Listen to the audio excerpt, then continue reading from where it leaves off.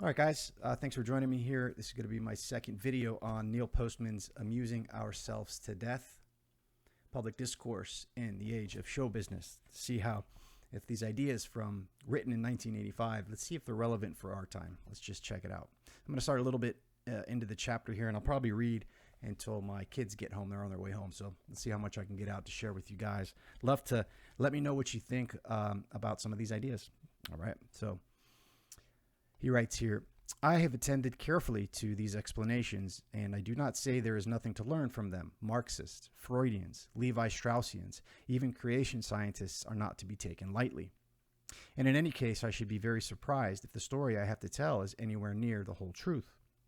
We are all, as Huxley says, someplace, great abbreviators, meaning that none of us has the wit to know the whole truth, the time to tell it if we believed it, or an audience so gullible as to accept it. But you will find an argument here that presumes a clearer grasp of the matter than many that have become before. Its value, such as it is, resides in the directness of its perspective, which has its origins in observations made 2,300 years ago by Plato. And this sentence right here is really excellent. All right, coming up here. It is an argument that fixes its attention on the forms of human conversation, and the postulates that how we are obliged to conduct such conversations will have the strongest possible influence on what ideas we can conveniently express. And what ideas are convenient to express inevitably become the important content of a culture. I use the word conversation metaphorically to refer not only to speech, but to all techniques and technologies that permit people of a particular culture to exchange messages. In this sense, all culture is a conversation, or more precisely, a corporation of conversations conducted in a variety of symbolic modes. Our attention here is on how forms of public discourse regulate and even dictate what kind of content can issue from such forms. To take a simple example of what this means, consider the primitive technology of smoke signals. While I don't know exactly what content was once carried in the smoke signals of American Indians, I can safely guess that it did not include philosophical arguments. Puffs of smoke aren't sufficiently complex to express ideas on the nature of existence, and even if they were not, a Cherokee philosopher would run short of either wood or blankets long before he reached his second axiom. You cannot use smoke to do philosophy. Its form excludes the content. To take an example closer to home, as I suggested earlier, it is implausible to imagine that anyone like our 27th president, the multi-chinned 300-pound William Howard Taft, could be put forward as a presidential candidate in today's world. I'll go down a little bit further here. To give still another example, one of more complexity, the information, the content, or if you will, the stuff that makes up what is called the news of the day, did not exist and could not exist in a world that lacked the media to give it expression. I do not mean that things like fires, wars, murders, and love affairs did not, ever and always, happen in places all over the world. I mean that lacking a technology to advertise them, people could not attend to them, could not include them in their daily business. Such information supply could not exist as part of the content of culture. It's another powerful sentence. Think of it in terms of social media, in terms of today, of how these technologies constrain the discussions that are allowed to be had and the self-censoring that comes with it. This idea that there is a content called the news of the day was entirely created by the telegraph and since amplified by newer media, which made it possible to move decontextualized information over vast spaces at incredible speed. The news of the day is a figment of our technological imagination. It is quite precisely a media event. We attend to fragments of events from all over the world because we have multiple media whose forms are well suited to fragmented conversation. Cultures without speed of light media, let us say cultures in which smoke signals are the most efficient space-conquering tool available, do not have news of the day. Without a medium to create its form, the news of the day does not exist. To say it then as plainly as I can, this book is an inquiry into the lamentation about the most significant American cultural fact of the second half of the 20th century. the decline of the age of typography and the ascendancy of the age of television. This changeover has dramatically and irreversibly shifted the content and meaning of public discourse. Since two media so vastly different cannot accommodate the same ideas. As the influence of print wanes, the content of politics, religion, education, and anything else that comprises public business must change and be recast in terms that are most suitable to television. Again, update this to our time. If all of this sounds suspiciously like Marshall McLuhan's aphorism, "The medium is the message," I will not disavow the association, although it is fashionable to do so among respectable scholars who, were it not for McLuhan, would today be mute. I met McLuhan 30 years ago when I was a graduate student and he an unknown English professor. I believed then, as I believe now, that he spoke in the tradition of Orwell and Huxley, that is, a prophesizer, and I have remained steadfast to his teaching that the clearest way to see through a culture is to attend to its tools for conversation. I might add that my interest in this point of view was first stirred by a prophet far more formidable than McLuhan, more ancient than Plato. In studying the Bible as a young man, I found intimations of the idea that forms of media favor particular kinds of content and therefore are capable of taking command of a culture. I'm going to reread that again. In studying the Bible as a young man, I found intimations of the idea that forms of media favor particular kinds of content and therefore are capable of taking command of a culture. I refer specifically to the Decalogue, the second commandment of which prohibits the Israelites from making concrete images of anything. Thou shalt not make unto thee any graven image, any likeness of anything that is in heaven above, or that is in the earth beneath, or that is in the water beneath the earth. I wondered then, as so many others have, as to why the God of these people would have included instructions on how they were to symbolize or not symbolize their experience. It is a strange injunction to include as part of an ethical system unless its author assumed a connection between forms of human communication and the quality of a culture. We may hazard a guess that a people who are being asked to embrace an abstract universal deity would be rendered unfit to do so by the habit of drawing pictures or making statues or depicting their ideas in any concrete iconographic forms. The God of the Jews was to exist in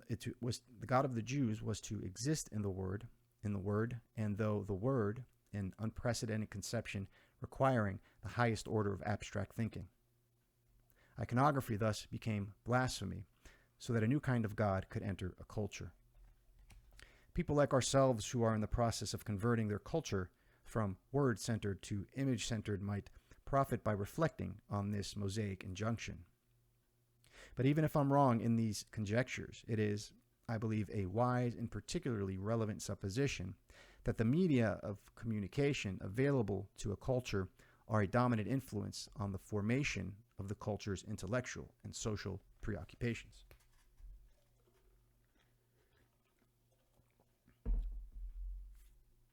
Speech, of course, is the primal and indispensable medium.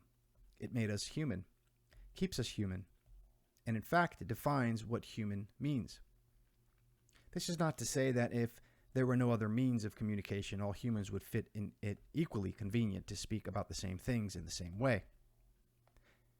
We know enough about language to understand that variations in the structures of languages will result in variations in what may be called worldview. How people think about time and space and about things and processes will be greatly influenced by the grammatical features of their language. We dare not suppose, therefore, that all human minds are unanimous in understanding how the world is put together. But how much more divergence there is in worldview among different cultures can be imagined when we consider the great number and variety of tools for conversation that go beyond speech. For although culture is a creation of speech, it is recreated anew by every medium of communication, from painting to hieroglyphs, to the alphabet to television. Each medium, like language itself, makes possible a unique mode of discourse by providing a new orientation for thought, for expression, for sensibility, which of course is what McLuhan meant in saying the medium is the message. His aphorism, however, is in need of amendment because, as it stands, it may lead one to confuse a message with a metaphor. A message denotes a specific, concrete statement about the world. But the forms of our media, including the symbols through which they permit conversation, do not make such statements. They are rather like metaphors, working by unobtrusive but powerful implication to enforce their special definitions of reality. Whether we are experiencing the world through the lens of speech or the printed word or the television camera, our media metaphors classify the world for us. Sequence it, frame it, enlarge it, reduce it, color it, argue a case for what the world is like. As Ernst Cassirer remarked, quote, "Physical reality seems to recede in proportion as man's symbolic activity advances. Instead of dealing with the things themselves, man is in a sense constantly conversing with himself.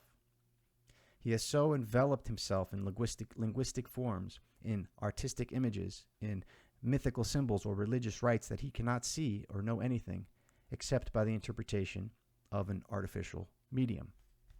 Close quote. What is peculiar about such interpositions of media is that their role in directing what we will see or know is so rarely noticed. A person who reads a book or who watches television or who glances at his watch is not really interested in how his mind is organized and controlled by these events, still less in what idea of the world is suggested by a book, television, or a watch. But there are men and women who have noticed these things, especially in our own times. Lewis Mumford, for example, has been one of our great noticers. I love that word, how he just couched that, noticers. He is not the sort of a man who looks at a clock merely to see what time it is.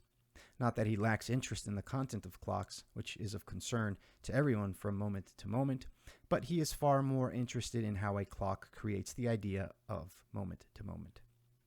He attends to the philosophy of clocks, to clocks as metaphor, about which our education has had little to say and clockmakers nothing at all. The quote-unquote clock, Mumford has concluded, quote, is a piece of power machinery whose product is seconds and minutes, close quote. In manufacturing such a product, the clock has the effect of disassociating time from human events and thus nourishes the belief in an independent world of mathematically measurable sequences. Moment to moment, it turns out, is not God's conception or nature's. It is man conversing with himself about and through a piece of machinery he created. In Mumford's great book, Technics and Civilization, he shows how beginning in the 14th century, the clock made us into timekeepers, and then time savers, and now time servers. In the process, we have learned irreverence toward the sun and the seasons. For in a world made up of seconds and minutes, the authority of nature is superseded. Indeed, as Mumford points out, with the invention of the clock, eternity ceased to serve as the measure and focus of human events.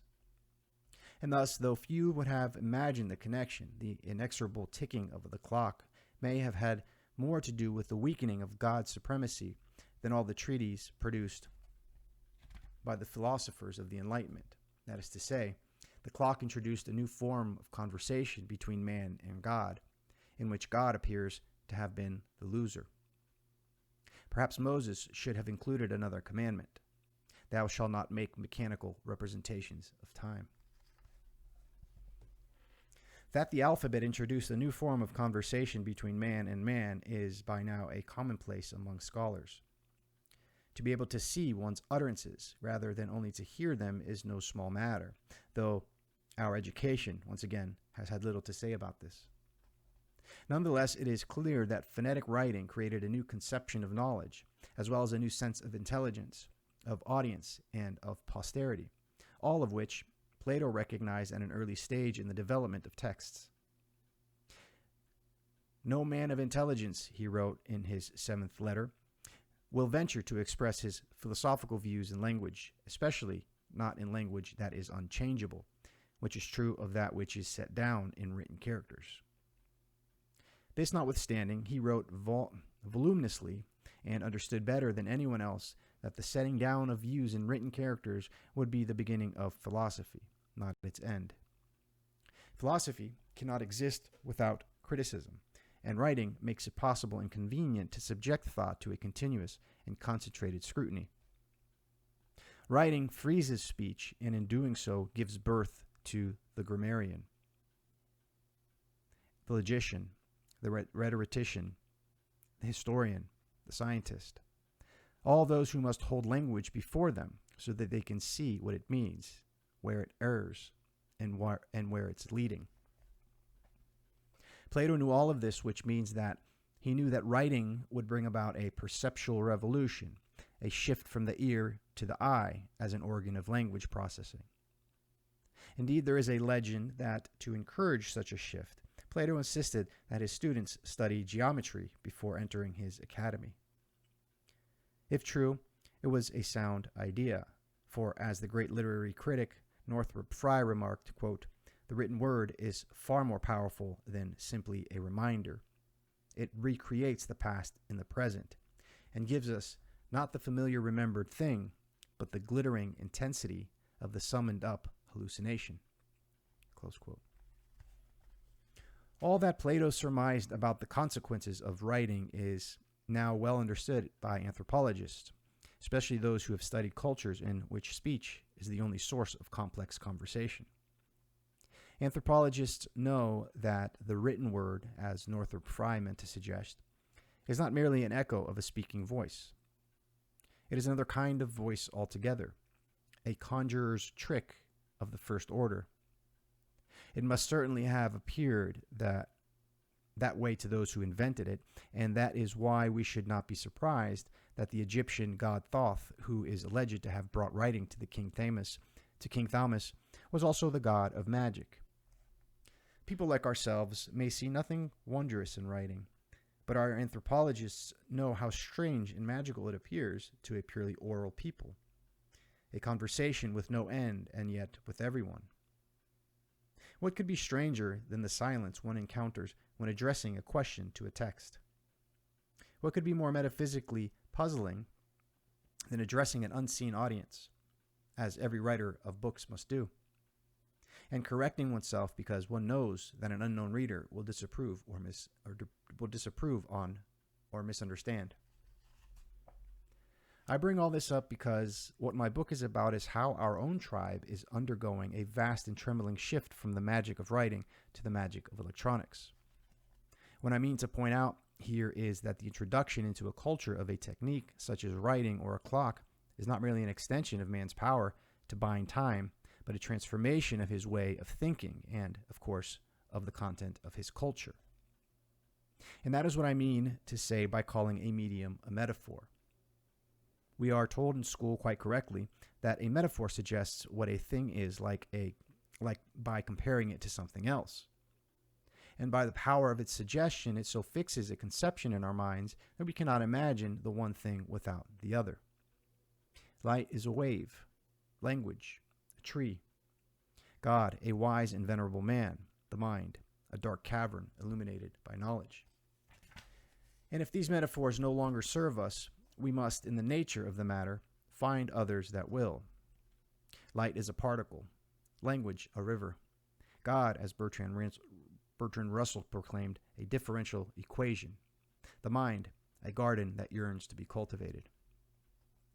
But our media metaphors are not so explicit or so vivid as these, and they are far more complex. In understanding their metaphorical function, we must take into account the symbolic forms of their information, the source of their information, the quantity and speed of their information, the context in which their information is experienced. Thus, it takes some digging in to get at them, to grasp, for example, that a clock recreates time as an independent, mathematically precise sequence, that writing recreates the mind as a tablet on which experience is written, that the telegraph recreates news as a commodity. And yet such digging becomes easier if we start from the assumption that in every tool we create, an idea is embedded that goes beyond the function of the thing itself. Whew. Think of that in terms of algorithms, right? And yet such digging becomes easier if we start from the assumption that in every tool we create, an idea is embedded that goes beyond the function of the thing itself. It has been pointed out, for example, that the invention of eyeglasses in the 12th century not only made it possible to improve deficient vision, but suggested the idea that human beings need not accept as final either the endowments of nature or the ravages of time.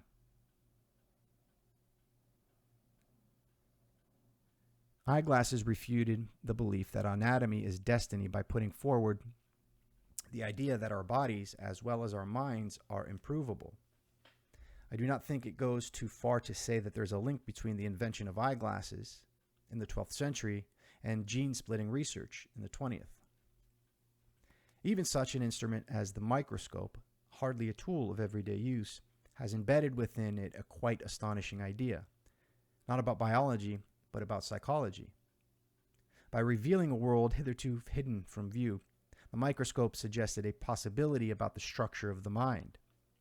If things are not what they seem, if microbes lurk unseen on and under our skin, if the invisible controls the visible, then is it not possible that ids and egos and superegos also lurk somewhere unseen? What else is psychoanalysis but a microscope of the mind? Where do our notions of mind come from, if not from metaphors generated by our tools? What does it mean to say that someone had an IQ of 126? There are no numbers in people's heads. Intelligence does not have quantity or magnitude, except as we believe that it does. And why do we believe that it does? Because we have tools that imply that this is what the mind is like. Indeed, our tools for thought suggest to us what our bodies are like, as when someone refers to her biological clock, or when we talk of our genetic codes, or when we read someone's face like a book, or when our facial expressions telegraph our intentions. When Galileo remarked that the language of nature is written in mathematics, he meant it only as a metaphor. Nature itself does not speak. Neither do our minds or our bodies, or more to the point of this book, our bodies politic. Our conversations about nature and about ourselves are conducted in whatever languages we find it possible and convenient to employ. We do not see nature or intelligence or human motivation or ideology as it is, but only as our languages are. And our languages are our media. Our media are our metaphors. Our metaphors create the content of our culture. All right, that is the reading of some of The Medium is the Metaphor from Neil Postman's Amusing Ourselves to Death. If you're with me this far, please let me know what you think. So much has come up for me here. Maybe I'll do another video talking through the implications, at least these general starting ideas from Neil Postman that are obviously resonant with Marshall McLuhan, and see how we can use them to look and notice what's happening today. So thanks for joining me.